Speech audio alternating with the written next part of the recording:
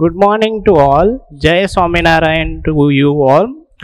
Today in our online classes, I am going to convey something about the aspects to be considered while collecting statistical data or representing diagrams and graphs in economics.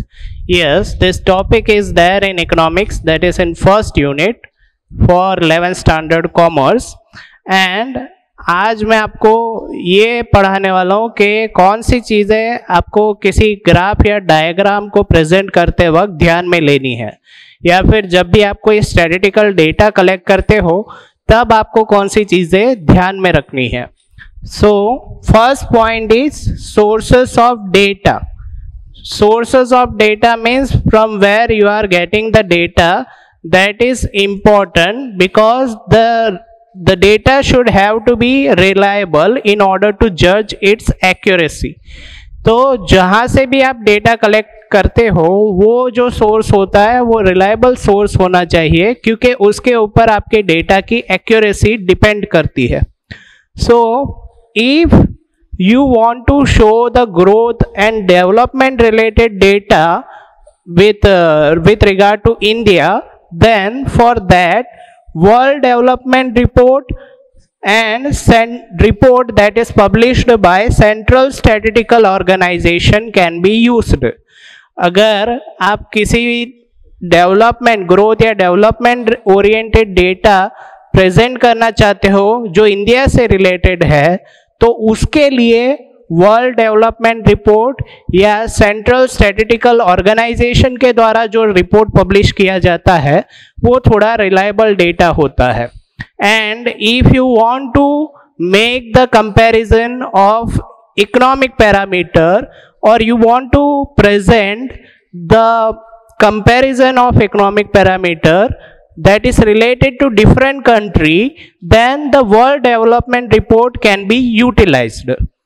तो आपको किसी भी country से जुड़ा हुआ कोई भी economic parameter है, जो चाहे अनएम्प्लॉयमेंट या फिर एम्प्लॉयमेंट से जुड़ा हुआ हो, इन्फ्लेशन से जुड़ा हुआ हो, ऐसी कोई रिपोर्ट आपको चाहिए जो अलग अलग कंट्रीज जो वर्ल्ड में है उनके बारे में वो रिपोर्ट चाहिए, तो आप वर्ल्ड डेवलपमेंट रिपोर्ट का सोर्स यूटिलाइज कर सकते हो, because it is a reliable source on which you can actually rely or on which you can actually believe, and it makes your data accurate.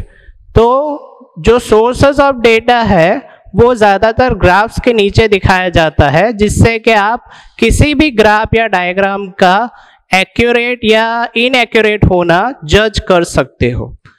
And the next point is related to scales.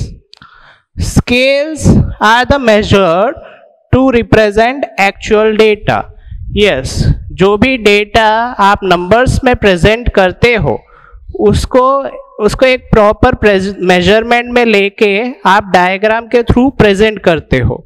So that is called scale. Clarity with appropriate size. Yes, scales are the measurement to represent the actual data. जो भी data आपने number में present किए हैं उनको diagram में x और Y axis पे प्रेजेंट करने के लिए उनका एक प्रॉपर मेजरमेंट लेना जरूरी होता है.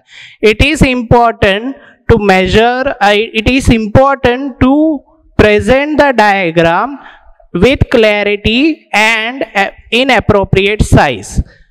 तो आपका जो ग्राफ या डायग्राम है उसको एप्रोप्रिएट साइज और उसको विथ क्लैरिटी में प्रेजेंट करने के लिए proper measurement of data is very necessary.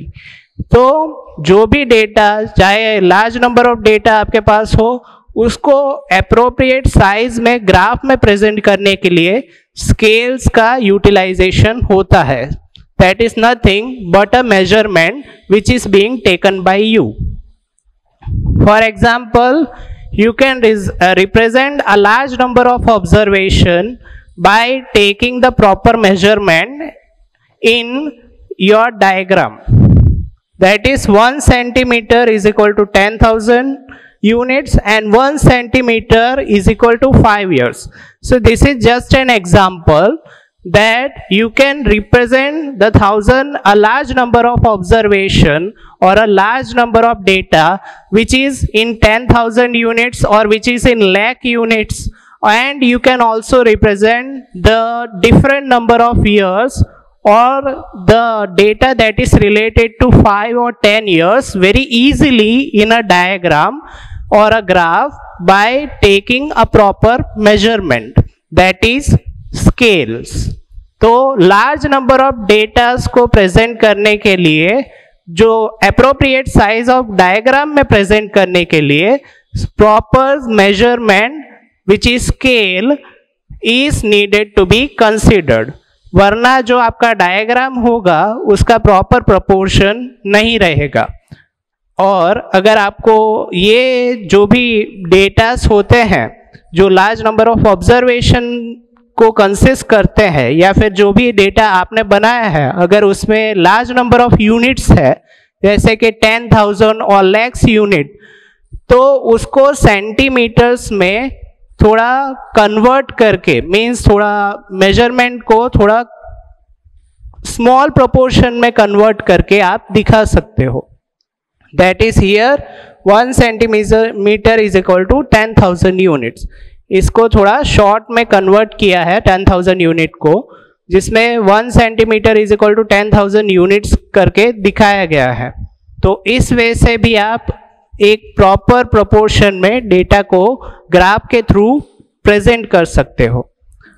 Development dependent and independent variable. Yes, if you want to show the relationship between independent and dependent variable, that can be also expressed through graphs and diagram, but the dependent and independent variable should have to be shown separately. For example, in the diagram the dependent variable, जो dependent variable होते हैं उनको y axis पे present किया जाता है, जबकि जो इंडिपेंडेंट वेरिएबल होते हैं उनको x एक्सिस पे रिप्रेजेंट किया जाता है। तो इस तरह से आप किसी भी दो वेरिएबल्स के बीच में अगर रिलेशनशिप दिखाना चाहते हो, then it should have to be presented on the right axis, and with the help of this thing you can actually able to represent the proper relationship, whether it is direct or indirect relationship between two variables, by dividing them into dependent and independent variable. किसी भी variable को dependent या independent variable में दिखाते हुए x और y axis में आप उन दोनों के बीच का ये रिलेशनशिप को अच्छे से एक्सप्लेन कर सकते हो। So today I have explain to you about the sources of data. Yes, the source from which you have collected the data, it should have to be reliable in order to judge the accuracy for your data, and for that you can utilize the different sources which are actually reliable on the basis of your data or on the basis of your information. अगर आप growth और development से, जो India के growth और development से जुड़े हुए डेटा को आप हासिल करना चाहते हो, तो उसके लिए वर्ल्ड डेवलपमेंट रिपोर्ट या सेंट्रल स्टैटिस्टिकल ऑर्गेनाइजेशन का रिपोर्ट आपके लिए यूजफुल होगा। और अगर आप किसी भी इकोनॉमिक पैरामीटर का कंपैरिजन करना चाहते हो over across the world, and you want to do the comparison of different countries of the world, then at that time world development report can be useful to you. Now scales are the measurement which is being taken by you to represent your data, your actual data. And if you are taking the appropriate measurement, then large number of data or large number of observation which is there in your data can be represented with an appropriate size and also with clarity. तो scales यानी कि measurement का importance graph में इसलिए होता है क्योंकि आप लार्ज नंबर ऑफ ऑब्जर्वेशन को शॉर्ट वे से रिप्रेजेंट कर सकते हो, जिससे कि आपके ग्राफ या डायग्राम का साइज अप्रोप्रिएट होगा और आप इंफॉर्मेशन को विथ क्लैरिटी अच्छे से रिप्रेजेंट कर सकते हो। इसमें आप कई सालों के रिलेटेड डेटा भी रिप्रेजेंट कर सकते हो। Means you can do the comparison or representation of data that is connected to different years, and you can also make the comparison of data, or you can actually represent the data that is related to a large number of units.